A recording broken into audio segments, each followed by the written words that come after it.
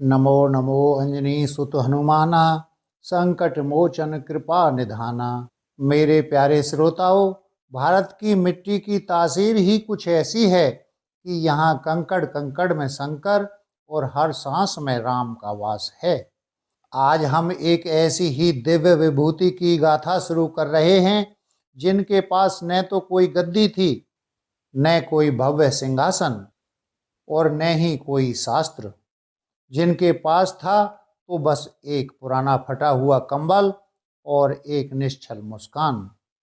भक्तों, आज हम उस सिद्ध पुरुष की शरण में चल रहे हैं जिन्हें लोग नीम करौली बाबा कहते हैं। क्या आप जानते हैं कि एक साधारण सा दिखने वाला व्यक्ति कैसे पूरे विश्व की आस्था का केंद्र बन गया? कैसे उनके एक इशारे पर प्रकृति के नियम बदल जाते थे? हम बाबा के बचपन से लेकर उनके कैंची धाम की स्थापना और उनके विश्वव्यापी चमत्कारों की एक ऐसी यात्रा करेंगे जो आपकी आत्मा को झकझोर देगी। आइए प्रेम से बोलिए जय बाबा नीम करौली। उत्तर प्रदेश के फिरोजाबाद जिले का एक छोटा सा गांव अकबरपुर, सन 1900 के आसपास का समय, एक ब्राह्मण परिवार में बालक लक्ष्मण दास का जन्म होता है। बचपन से ही इस बालक की आंखों में एक अजीब सी चमक थी। घर वाले चाहते थे कि बेटा पढ़ लिख कर बड़ा अफसर बने, गृहस्थी बसाए, लेकिन लक्ष्मण दास के भीतर तो कोई और ही आग जल रही थी। मात्र 11-12 साल की उम्र में लक्ष्मण दास ने घर त्याग दिया। वे जंगलों में भटकने लगे, साधना करने लगे। घर वालों ने उन्हें ढूंढ निकाला, शादी करा दी, लेकिन उनकी आत्मा परमात्मा से ब्याह कर चुकी थी। उसे सांसारिक बंधन कैसे रोक सकते थे? वे फिर निकल पड़े। सालों तक वे गुजरात, उत्तर प्रदेश और उत्तराखंड की पहाड़ियों में अज्ञात रहे। कभी वे बावड़ी वाले बाबा कहलाए तो कभी लक्ष्मण दास, लेकिन उनकी असली पहचान तो अभी दुनिया के सामने आनी बाकी थी। अब सुनिए वह प्रसंग जिसने उन्हें नीम करौली बाबा का नाम दिया। एक दिन महाराज जी प्रथम श्रेणी के रेल डिब्बे में सवार हुए। उनके पास न टिकट था न ही कोई सामान। एक अंग्रेज टीटी आया।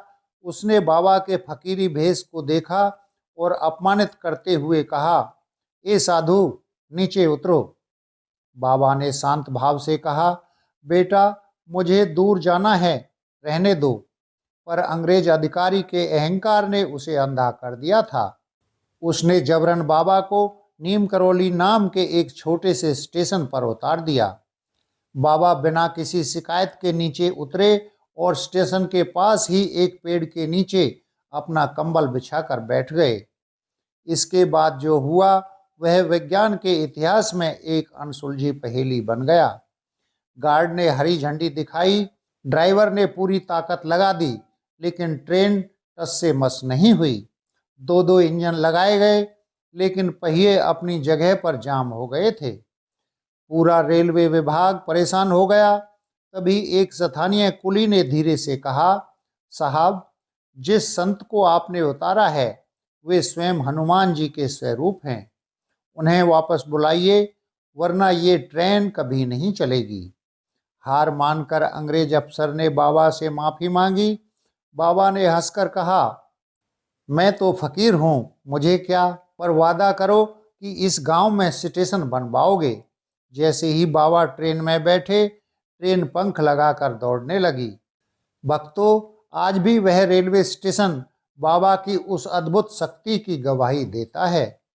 बाबा हमेशा कहते थे, मैं तो कुछ भी नहीं हूँ, जो कुछ हैं वह पवन पुत्र हनुमान हैं। उन्होंने कई हनुमान मंदिरों की स्थापना की। उनके भक्तों का मानना है कि हनुमान जी साक्षात बाबा से बातें करते थे। बाबा कभी भी अपने चमत्कार का श्रेय खुद नहीं लेते थे। वे बस कंबल ओढ़कर लेट जाते और काम हो जाता। बात सन 1961 की है। महाराज जी नैनीताल अल्मोड़ा मार्ग पर भ्रमण कर रहे थे। अचानक एक जगह पर रुक गए जहां सड़क कैंची की आकृति में मुड़ती थी। वहां दो पहाड़ियों के बीच एक छोटा सा नाला बहता था। बाबा ने वहां रुककर अपने पुराने मित्र पूर्णानंद जी से कहा, यहाँ एक पुराना आश्रम था, यहाँ हमें हनुमान जी का मंदिर बनाना है। भक्तों, वह जगह बिल्कुल वीरान थी, झाड़ियाँ उगी हुई थीं, लेकिन बाबा की दृष्टि तो सदियां पार देख रही थी। 25 मई 1962 को वहाँ एक चबूतरा बना और धीरे धीरे कैंची धाम का स्वरूप उभरने लगा। लोग कहते हैं कि जब वहाँ खुदाई हो रही थी तो बाबा बताते थे कि कहाँ पत्थर हटाना है और कहाँ नींव डालनी है, जैसे उन्हें सब पहले से पता हो। आज वही कैंची धाम दुनिया भर के लिए शांति का टापू बन चुका है। अब सुनिए वह प्रसंग जिसे सुनकर आज का आधुनिक इंसान भी दांतों तले उंगली दबा लेता है। कैंची धाम में भंडारा चल रहा था। हजारों लोग प्रसाद पाने के लिए कतारों में बैठे थे। तभी रसोइया दौड़ता हुआ बाबा के पास आया। उसके माथे पर पसीना था और आंखों में डर। वह बोला, महाराज जी, गजब हो गया, कढ़ाइयों के लिए सारा घी खत्म हो गया है और इतनी रात को कहीं से भी घी नहीं मिल सकता। भंडारा रुक जाएगा। बाबा चुपचाप अपनी तख्त पर लेटे हुए थे। उन्होंने अपनी कंबल ठीक की और मुस्कुरा कर कहा, अरे पगले, क्यों डरता है? जा नीचे जो नदी बह रही है वहाँ से 2 कनस्तर पानी भर कर ले आ और कढ़ाइयों में डाल दे।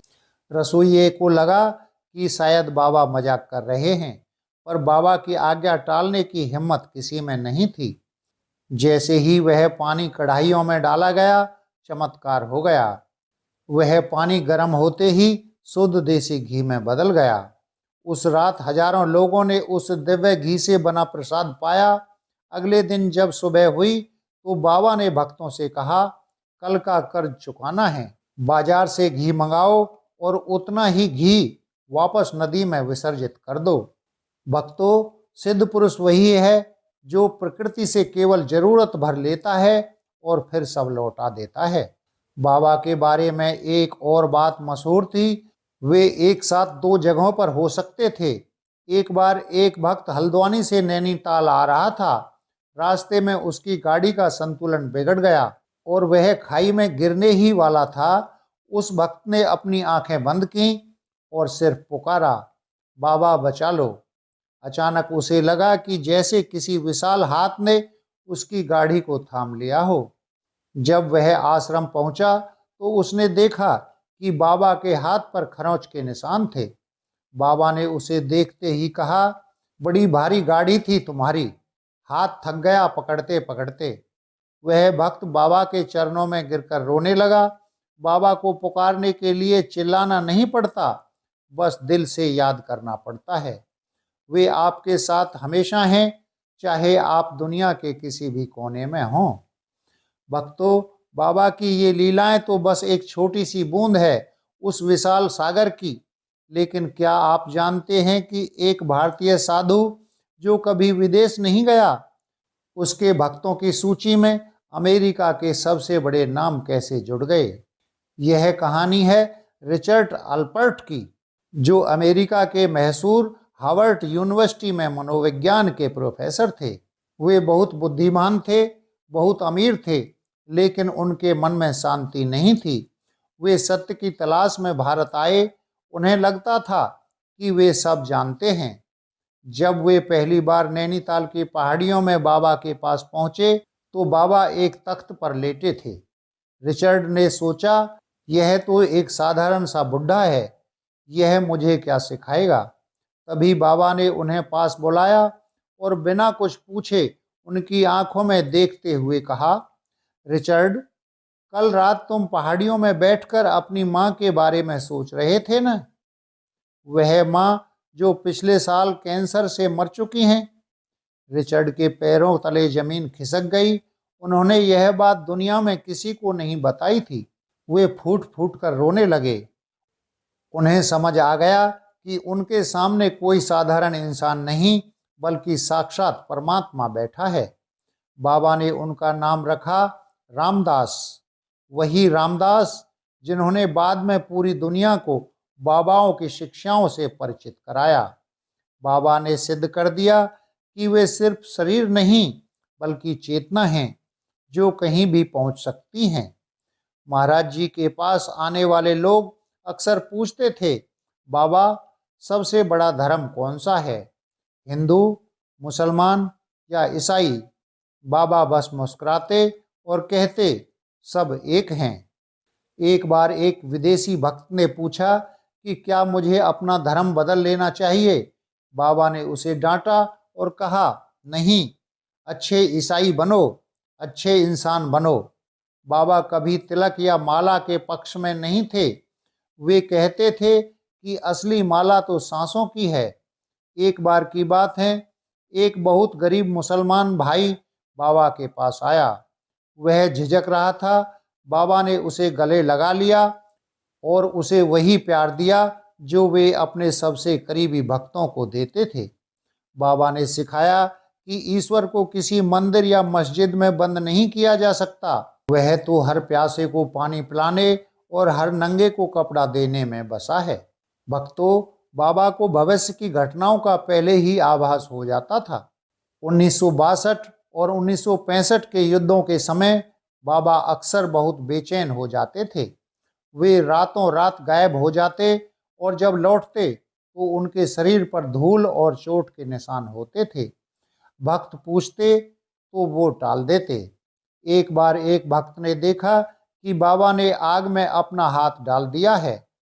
जब हाथ बाहर निकाला तो हाथ सुरक्षित था, लेकिन बाबा दर्द से करा रहे थे।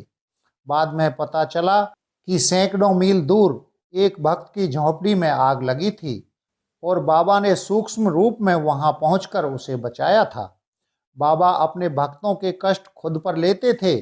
वे एक ऐसे पिता थे जो अपने बच्चों पर आने वाली हर आंच को अपने कंबल में समेट लेते थे।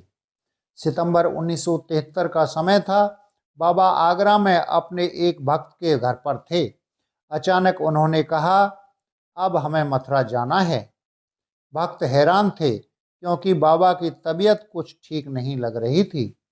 रास्ते में ट्रेन में उन्होंने पानी मांगा, लेकिन उनके चेहरे पर एक अलौकिक शांति थी, जैसे उन्हें पता हो कि गंतव्य आ गया है। 11 सितंबर 1973 की वह रात वृंदावन के रामकृष्ण मिशन अस्पताल में बाबा ने अंतिम सांस ली।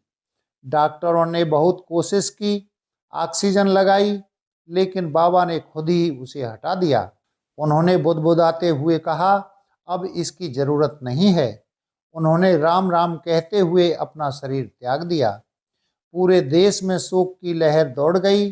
कैंची धाम से लेकर अमेरिका तक सन्नाटा छा गया। लेकिन भक्तों, बाबा ने जाने से पहले कहा था, मैं कहीं नहीं जा रहा, मैं तो यहीं हूँ। और उन्होंने यह साबित भी किया। उनके शरीर छोड़ने के बाद भी भक्तों को उनकी उपस्थिति और उनकी सुगंध और उनकी डांट वैसी ही महसूस होने लगी जैसी पहले होती थी। अब सुनिए वह चमत्कार जिसने पूरी दुनिया को हिला कर रख दिया। बाबा के जाने के कई साल बाद अमेरिका का एक नौजवान सत्य की तलाश में कैंची धाम पहुंचा। उसके पास पैसे नहीं थे, वह भूखा था, लेकिन उसके हाथ में बाबा की एक तस्वीर थी। उस नौजवान का नाम था स्टीव जॉब्स। स्टीव ने वहाँ जो महसूस किया, उसने उनके भीतर एक विज़न पैदा किया। जब वे अमेरिका लौटे तो उन्होंने एप्पल जैसी कंपनी खड़ी की। लेकिन क्या आप जानते हैं, साल 2015 में जब प्रधानमंत्री नरेंद्र मोदी अमेरिका गए और मार्क जुकरबर्ग फेसबुक के मालिक से मिले, तो जुकरबर्ग ने एक बड़ा खुलासा किया। जुकरबर्ग ने बताया, एक समय था जब मैं अपनी कंपनी बेचना चाहता था। तब स्टीव जॉब्स ने मुझे कहा था कि भारत जाओ और नीम करौली बाबा के आश्रम में बैठो, वहाँ तुम्हें तुम्हारा लक्ष्य मिल जाएगा। जुकरबर्ग कैंची धाम आए। वहाँ उन्होंने बाबा के कंबल के पास वक्त बिताया और लौटकर फेसबुक को दुनिया की सबसे बड़ी सोशल मीडिया कंपनी बना दिया। भक्तों, एक संत जो कभी कंप्यूटर नहीं देखा, वह आज दुनिया की सबसे बड़ी टेक कंपनियों का आध्यात्मिक गुरु है। बाबा आज भी कैंची धाम की हर ईंट में बसते हैं। वहाँ जो भी जाता है खाली हाथ नहीं लौटता। आज भी कैंची धाम में कोई भूखा नहीं सोता। बाबा का वह कमल आज भी करोड़ों लोगों के दुखों को ढक लेता है। बाबा सिखाते हैं कि चमत्कार जादू दिखाने में नहीं बल्कि किसी के आंसू पहुंचने में है। अगर आप बाबा को ढूंढना चाहते हैं तो उन्हें किसी मूर्ति में नहीं बल्कि किसी गरीब की मुस्कान में ढूंढिए। भक्तों, नीम करौली बाबा की यह महागाथा यहाँ समाप्त होती है, लेकिन बाबा की कृपा तो अनंत है। वे कल भी थे, आज भी हैं और कल भी रहेंगे। अगर इस कथा ने आपके हृदय को छुआ हो तो अपने जीवन में सेवा और प्रेम को उतारिए। बोलिए पवन पुत्र हनुमान की जय, नीम करौली बाबा की जय, कैंची धाम की जय। जय जय श्री राधे श्याम।